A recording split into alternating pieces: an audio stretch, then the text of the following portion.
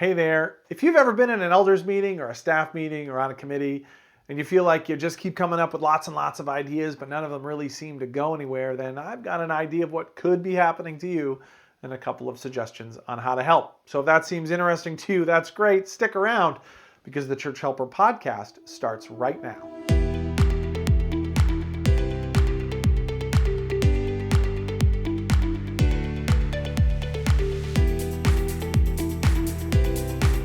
Well, hey there and welcome to another edition of the Church Helper podcast. Our mission here at Church Helper is to help churches make every decision on purpose.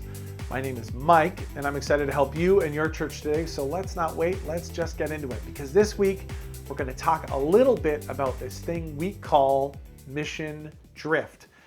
Now, what is mission drift? Well, simply put, mission drift is what happens when your church slowly moves away from where it's called by God to go. And we call it a mission drift because typically it happens really slowly.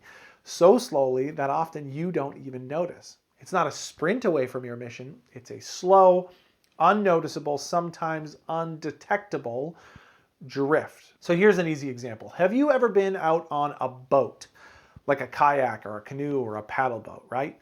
When you want to get somewhere in your boat, what do? You point the boat in the direction you want to go, and then you start paddling. And for as long as you're paddling, you keep going. But paddling is a lot of work, and sometimes you might just like to stop and take a break. So you pull your paddle out of the water and you just float for a little while. And floating is relaxing. Floating's the best because when you're out in the water, you can just relax, you can stop paying attention to the world around you and enjoy the sounds of nature and God's beautiful creation around you. It's amazing. But in the moments that you've stopped moving on purpose, what happens? Most of you know that just because you're not paddling anymore doesn't mean that you're not moving anymore. And depending on the wind and the current and the time of day, your boat slowly starts to drift. Often it drifts so slowly that you don't even notice until you decide to start moving again. Because what you do is you pick up your paddle and then you look towards your intended destination and you go, whoa! How did I get all the way over here? And that's kind of what mission drift is.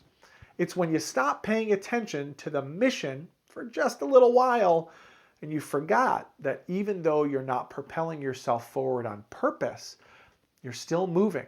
You're drifting away from your intended destination. And in the church, mission drift often happens when others or yourself become more focused on methods than on the mission. Right? Practically, it's what happens when you ask how more often than when you ask why. And mission drift is sneaky because it can disguise itself in many different ways. For example, Sunday morning services. Now, everybody knows that there's lots of things to do on a Sunday morning. And depending on your church's tradition or rhythms, Sunday service planning can involve a lot of moving parts, right? There's the greeters and there's the ushers. Maybe you call them a hospitality team. There's the music and the sound, the projection and the lighting. There's the sermon, there's the scripture reading, there's the sacraments, there's the announcements and the welcome table and the greeting time, and there's doors to unlock and there's rooms to keep clean, and then there's things that you hide so that they're never ever seen. And because there's always a last minute to-do list or a last minute volunteer to find or something that needs to get fixed, you can get pretty focused on just getting it all done. And when you add that most churches have had the same rhythm on a Sunday morning for quite a while, there's one question that rarely gets asked. What is the purpose of today's service? Now, in part, you don't ask that because it sounds like a really silly question, right? Of course, we know the purpose of our Sunday morning services, but I'm going to ask it again. Do you know the purpose of your Sunday morning service? Do you know what your church is trying to accomplish on that Sunday morning? What's your church's mission and what's its objectives for that hour or so per week? So how about this? If you asked every volunteer and every staff member in your church that question, do you think you'd get the same answer? And if you're not sure, then you might be drifting a little bit from your mission. See how easy and quick that happens. And that's why mission drift is so sneaky, because when all of your methods look great, it's easy to assume you're on mission, but Just like when you're on the water, you're admiring the beauty of God's creation around you. Just because it's beautiful around you doesn't mean you're moving in the direction that you intended to go. So here's the question that I have.